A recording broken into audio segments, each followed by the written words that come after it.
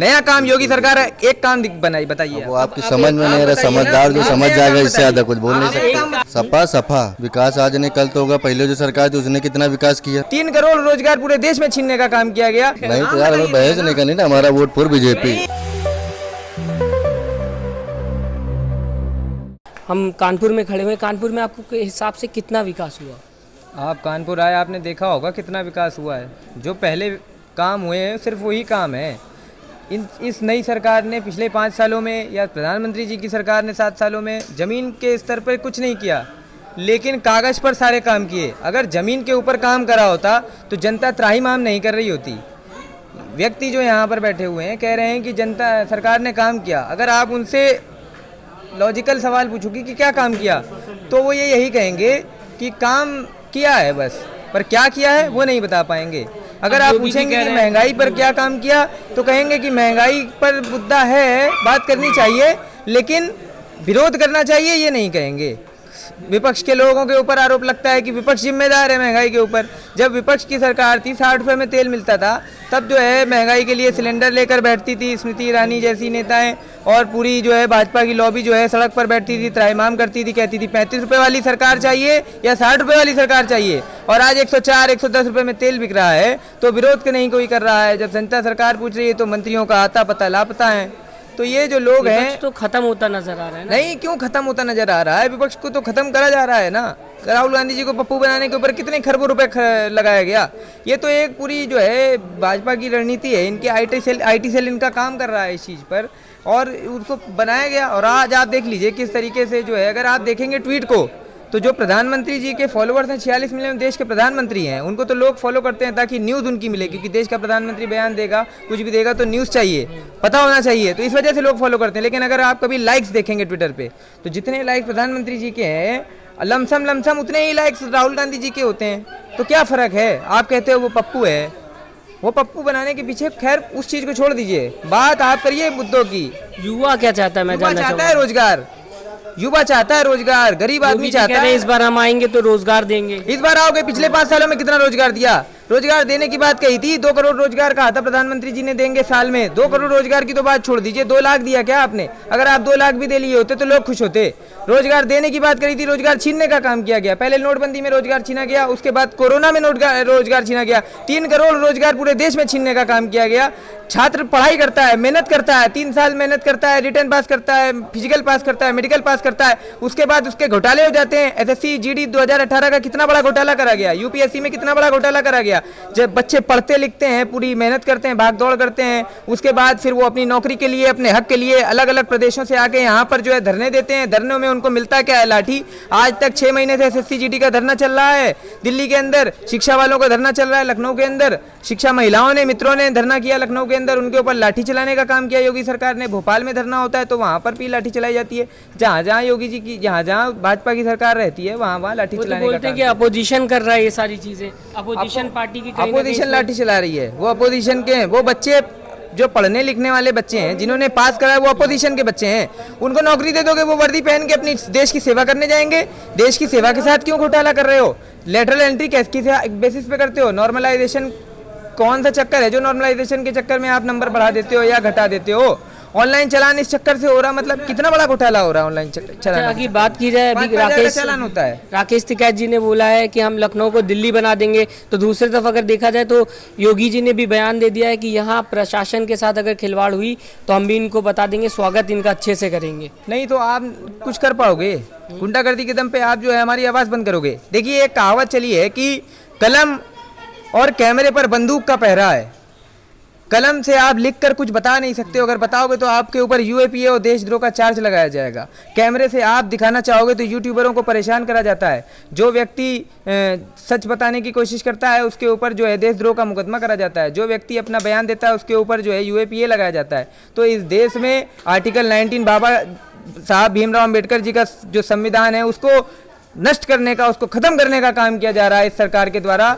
इस सरकार के द्वारा आर्टिकल 19 हमें अधिकार है राइट टू प्रोटेस्ट का, हमें अधिकार है अपनी बात रखने का। हम इस देश के, इस लोकतांत्रिक देश के, इस स्वतंत्र देश के एक आज़ाद नागरिक हैं। हम अपनी बात को कहीं भी रख सकते हैं, लेकिन हमसे वो वो अधिकार छीने जा रहे हैं कि हम अपनी बात को ना रखें। तो हमसे वो अधिकार आप नहीं छीन सकते हो। हम अपनी आवाज़ को हमेशा उठाते रहेंगे, आगे भी उठाते रहेंगे। और कॉन्स्टिट्यूशन में तो हर बार ये बोला जाता है, योगी जी तो बोलते हैं हम कॉन्स्टिट्यूशन के साथ चल रहे हैं, संविधान लेके चल रहे हैं। किस हिसाब से संविधान को लेके चल रहे हैं, किस हिसाब से कॉन्स्टिट्यूशन को लेके चल रहे हैं? वो जो शिक्षा मित्र के बच्चे नौकरी मांग रहे हैं, वो जो दलित बच्चे नौकरी मांग रहे हैं, जिनका अधिकार है नौकरी का, जिन्होंने सारी परीक्षाएं पास करी हैं, हर वरीयता में पास करा है जिन्होंने, उनको आप किस बेसिस पे मार रहे हो? कॉन्स्टिट्यूशन का अधिकार नहीं है, आर्टिकल 19 का अधिकार नहीं है। वो कोई बंदूक लेके आए हैं, कोई डंडा लेके आए हैं, वो तो शांतिपूर्वक प्रोटेस्ट कर रहे हैं, तो आप किस बेसिस पर उनके ऊपर लाठी चला रहे हो? ये अधिकार है, रोजगार ये है। इस तरीके से बेटी की रक्षा होगी? बेटियों को घसीटा जा रहा है, इस प्रकार से होगा? जिला पंचायत के चुनाव में आपने देखा किस प्रकार से महिलाओं को खींचा गिरा। जो नॉमिनेशन भरने जाएगा उसकी आप साड़ी खींच दोगे दिन दहाड़े, और उसके ऊपर कोई एक्शन नहीं लिया जाता है। दिल्ली के जंतर मंतर में एक धर्म विशेष के खिलाफ जो है नारे लगाए जाते हैं कि काटे जाएंगे, राम राम चिल्लाएंगे। ये इस प्रकार से आप जो है कॉन्स्टिट्यूशनल अधिकार कर रहे हो। उनको गिरफ्तारी नहीं होती है आज तक अश्विनी उपाध्याय जी की। क्या लगता है इस बार आप किसको वोट देंगे और क्या आपके मुद्दे हैं इस बार 2022? देखिए, मुद्दे ये हैं कि हम इस बार जो है, मेरा जो सुझाव है कि आप किसी भी पार्टी के समर्थक हों, अपने नेता के ऊपर कतई विश्वास न करें, उससे एक एफिडेविट की मांग करें। किस चीज़ का है? उससे एफिडेविट मांगिए कि ये जो आप अपना जो प्रशस्ति पत्र देते हो, जो आप अपना जो है मैनिफेस्टो देते हो, उसमें आपने जो भी वादे किए हैं, अगर आप वो वादे 2 साल में नहीं पूरे करोगे, उस वादों पे काम करना नहीं शुरू करोगे, तो अगर आप नहीं 2 साल में कुछ करके दोगे तो हम आपका वो पद आपसे छीना जाएगा और आपको जेल भेजा जाएगा। उसके बाद 5 साल का कार्यकाल पूरा कराया जाएगा अगर आप 2 साल में काम नहीं करोगे। वरना जो भी इस चीज पर काम नहीं करेगा उसको चुनाव लड़ने का अधिकार नहीं। जो एफिडेविट नहीं देगा वो चुनाव भी नहीं उसको लड़ने दिया जाएगा। जो महिला की बात करेगा, जो किसान की बात करेगा, जो छात्र की बात करेगा, जो रोजगार देने की बात करेगा, जो ये जो फैक्ट्रियां कानपुर में भाई साहब ने बताया, इतनी सारी फैक्ट्रियां हैं। एक जमाने में ये मैनचेस्टर सिटी कहा जाता था कानपुर में लेदर हब है, लेदर सिटी को खत्म करने का, नष्ट करने का काम कर दिया गया। एक समुदाय को टारगेट करके उस टैनरियों को बंद करने का काम किया गया।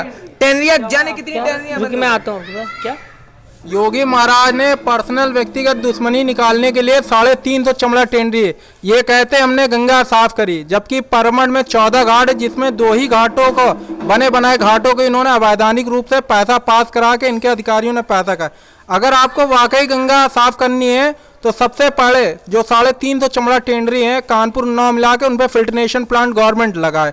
जो प्रदूषण के नाम पे टेंडरी वालों को उत्पीड़न कर रहे हैं, जिससे कम 10 लाख युवा बेरोजगार हुए। उनको रोजगार तभी मिल सकता है जब योगी सरकार या कोई भी सरकार खुद का फिल्ट्रेशन प्लांट लगाए और युवाओं को रोजगार दे। और रोजगार तभी मिल सकता है जब सारी टेंडरियां या फैक्ट्रियां खुलेंगी। सरकार तो बोलती है उत्तर प्रदेश ने बहुत तरक्की की इन 5 सालों में। उत्तर प्रदेश में किसी प्रकार की तरक्की नहीं है। इन्होंने और केंद्र सरकार ने मिलकर प्रदूषण के नाम पे हजारों फैक्ट्रियां कानपुर की बंद करी, क्योंकि कानपुर में स्ट्रक्चर आज से नहीं बोला जाता था जमाने वो। इन्होंने प्रदूषण के नाम पे अरबों खरबों रुपए का पब्लिक का अनहित करा और इन्होंने कई फैक्ट्रियां प्रदूषण के नाम पे बंद करी है।